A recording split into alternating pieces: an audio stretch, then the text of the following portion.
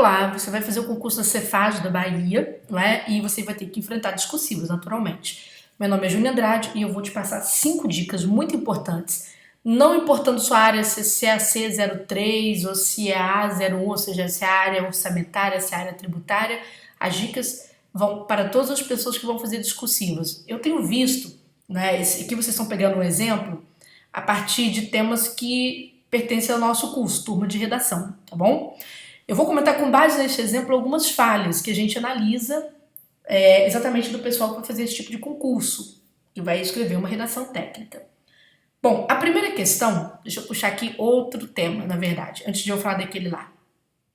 A primeira questão diz respeito, gente, ao enfrentamento de determinadas tipologias temáticas.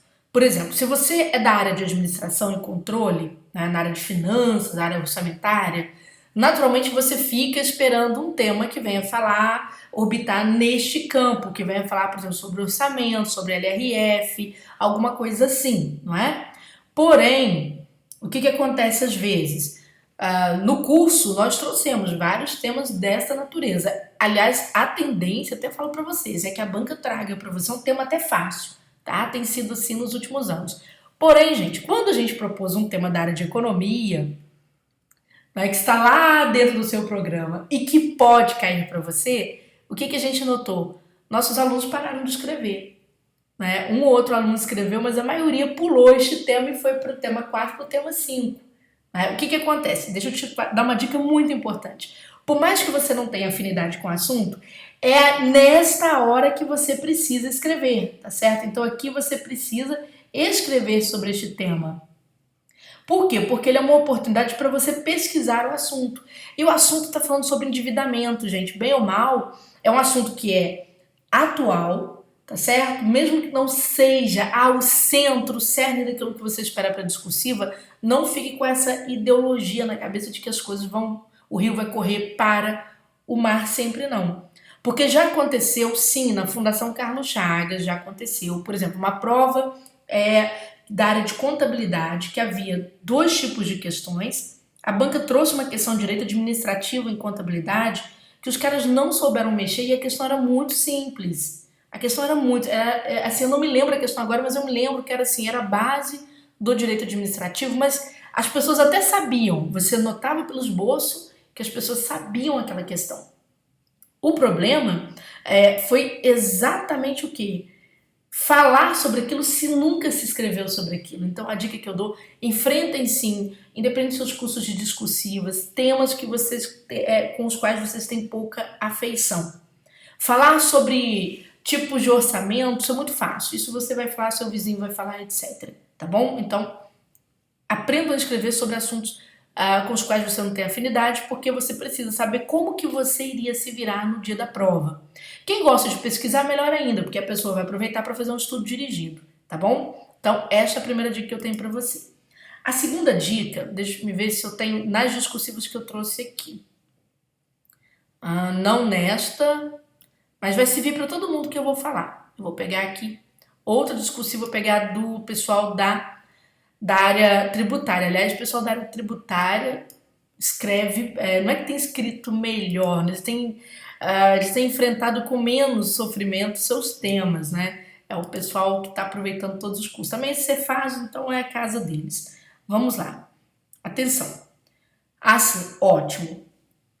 Aqui nós temos um tema, e este tema, ele vai falar sobre vigência da lei tributária. Quer dizer, um tema muito simples, sem nenhum problema, tudo bem?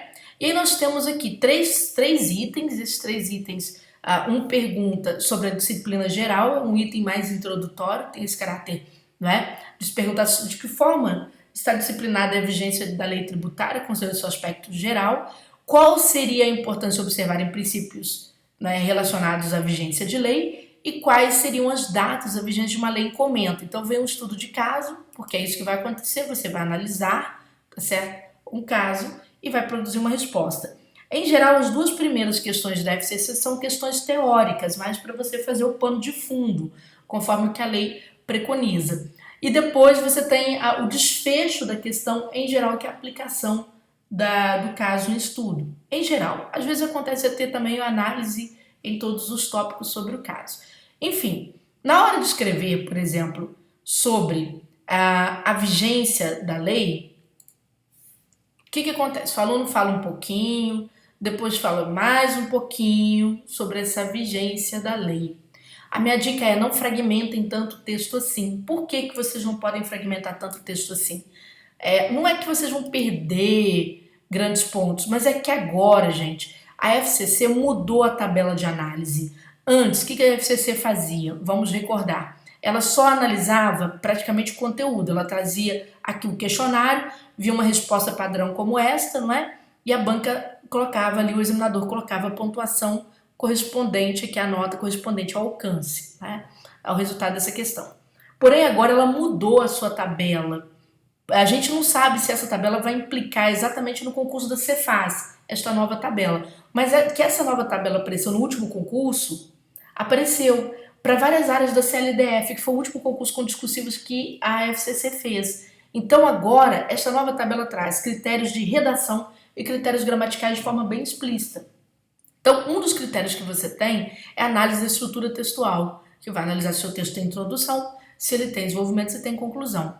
Na parte de desenvolvimento, quando eu fiz a análise da fase recursal do pessoal da CLDF, uma das questões que explicava a perda de pontos dos candidatos neste item aqui era exatamente a fragmentação do desenvolvimento, a construção de parágrafos muito fragmentados, muito pequenininhos.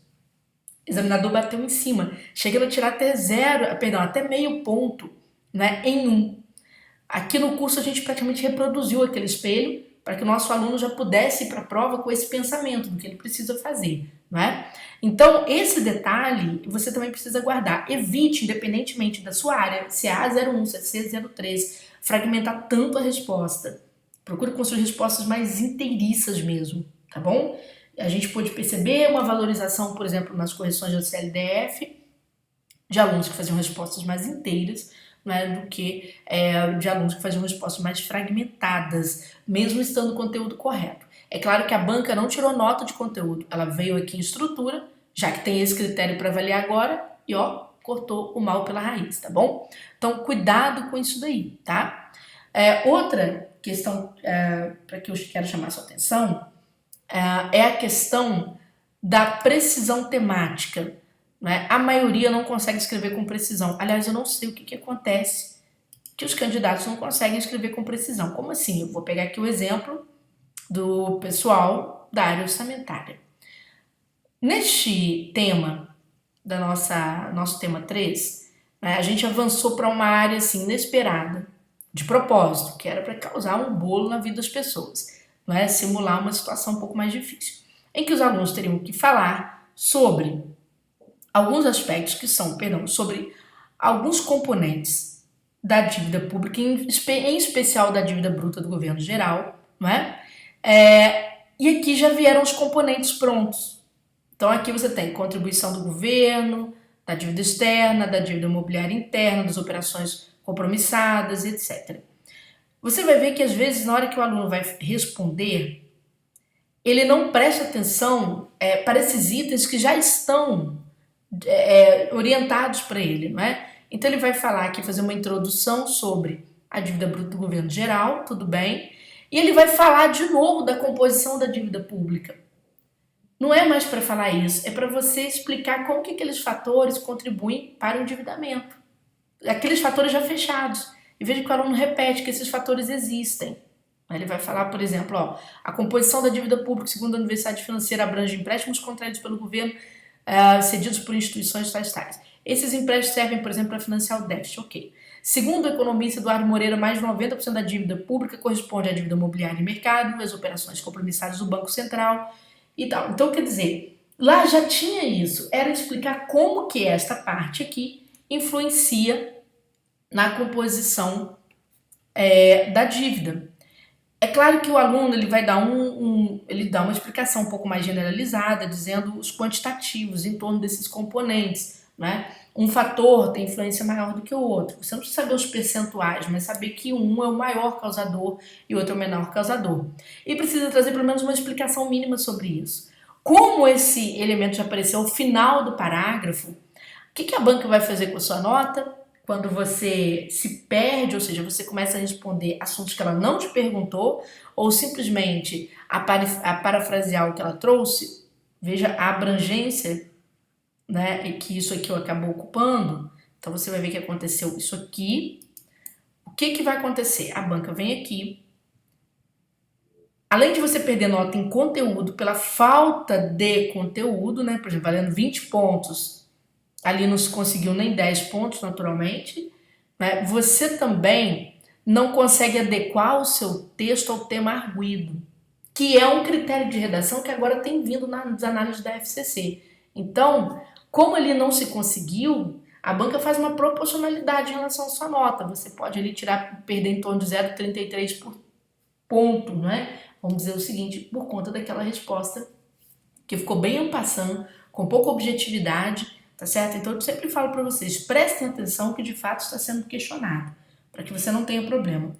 A outra questão, que até vou aproveitar esta mesma prova, né? O candidato ele cita como elemento de fundamentação o economista Eduardo Moreira, sem problema algum. Mas quando você estiver, eu vou dar uma dica muito importante que aqui você precisa estar atento. A FCC, ela pouco liga, aliás, ela se lixa para, vamos dizer assim, quando você está no direito para doutrinadores, ou quando você está falando de economia, orçamento, ou você está falando, por exemplo, da área fiscal, né? Por exemplo, de autores que são renomados no assunto. Ela não dá muita confiança para isso. O que pesa para a FCC? Você trabalhar com aquilo que é oficial. Né? O que é trabalhar com aquilo que é oficial, gente? Trabalhar com lei, trabalhar com resoluções, tá certo? Então, por exemplo, quando você está falando de dívida bruta, né, você tem aquela resolução, se eu não estou enganada, a resolução 42, número 42 do Senado Federal, que vai tratar exatamente dessas questões de financiamento, perdão, de pagamento da dívida ou de endividamento. E aí, nesta resolução, não é? Veja só, até trouxe aqui, olha só, que o professor que fez para nós essa questão, ele nos apresentou, existem organismos que são os organismos que vão tratar deste conteúdo. Então, quer dizer, o bacana é você trabalhar com aquilo que é oficial, tá? Em vez de você trabalhar com aquilo que é mais, vamos dizer, mais autoral, mais conceitual, tá bom? Até porque, por exemplo, quando você vai falar de economia, por exemplo, você tem diferentes vertentes para explicar esses fatores, por mais que exista um núcleo comum, tá bom? De conhecimento. Então fica essa dica que é importante, você trabalhar mais com o que é oficial, leis, trabalhar com a Constituição, trabalhar com as infraconstitucionais. Gente, no direito, doutrinadores só quando representam um ponto de vista majoritário, não é? Se entrou para outra área de conhecimento, eu quero usar o livro do professor X, já veio na FCC? Já, inclusive já veio, o professor Renato Saraiva já constou com o livro na FCC, professores Vicente Paulo e Marcelo Alexandrino já constaram em gabaritos da FCC e por aí vai.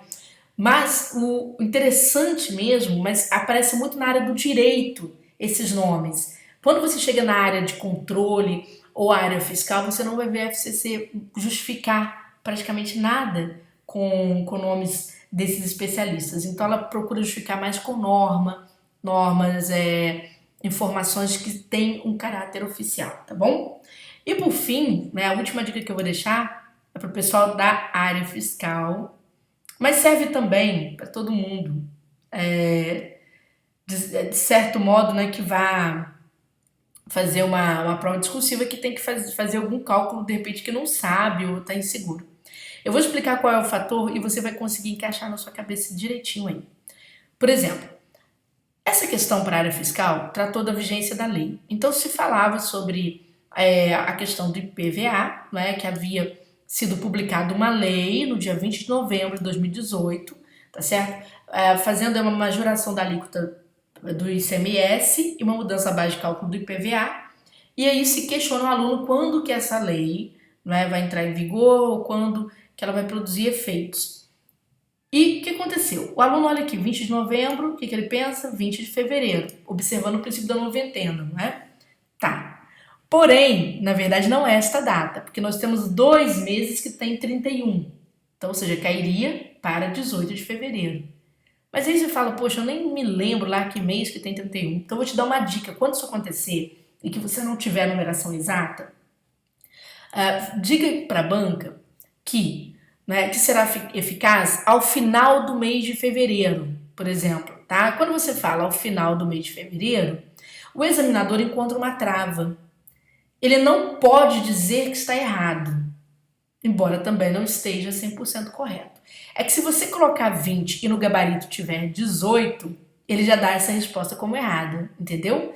Quando você diz ao final de fevereiro, o que acontece? Ele vai te tirar uma nota? Vai, mas é proporcionalmente muito menor do que aquela que você perderia ao apontar uma precisão incorreta em relação à resposta, tá bom? Então são essas dicas. Discursiva, gente, tem muitos detalhes, é assim mesmo. Né? No curso a gente vai comentando esses detalhes prova a prova, a gente vai ajustando, porque é sempre aquela história, né? A gente está acostumado aqui com o resultado de total em provas discursivas, que eu estou mexendo aqui porque eu estou entrando no meu e-mail, tá? Estou comentando com vocês exatamente do escritório de correções do turma de redação, por isso que eu estou fazendo essa baderna aqui que vocês estão vendo.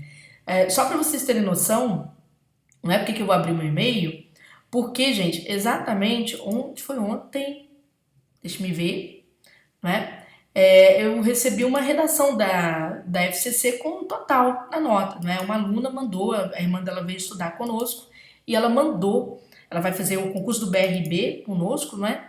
A discursiva, então ela mandou a discursiva dela, falou, olha, eu tirei 100 pontos na discursiva, né? Por conta desses detalhes que a gente vigia tanto, tá? Então veja, ó, concurso da CLDF, de novo, mais um concurso, outro aluno nosso com nota total. E a coisa mais interessante que eu gosto de falar para os alunos é o seguinte: para mim, o aluno tirar total para nós aqui é uma rotina no turma de redação.